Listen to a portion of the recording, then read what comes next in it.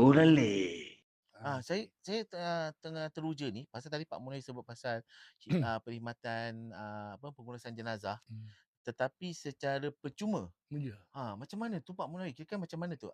Macam mana Pak Munir boleh buat terfikir nak buat bantuan ni secara percuma pengurusan jenazah ni? Bismillahirrahmanirrahim. Allahumma salli ala Muhammad wa ala alihi wasallam. Sebenarnya pengurusan jenazah percuma ni adalah sebagai satu infak daripada Pak Munawir sendiri, iaitu kita panggil zakat.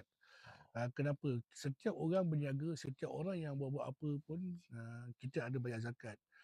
Sebenarnya zakat ni terpulang kepada individu nak buat kepada siapa pun, nak bayar kepada zakat Malaysia ke nak bayar kepada zakat, terpulang kepada individu. Tapi Pak Munawir akan gunakan duit, setiap keuntungan Pak Munawir berniaga, setiap keuntungan apa jua jenis sekalipun, Pak Munawir akan buat charity, iaitu pengurusan jenazah secara percuma. Walaupun dia orang kaya ke, dia orang miskin ke, ataupun dia orang apa-apa pun, Pak Munawir akan buat secara percuma.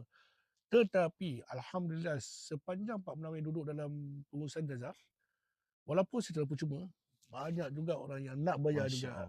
Jadi bila orang bayar, Pak Munawir tidak akan guna duit tu dan masuk untuk orang lain.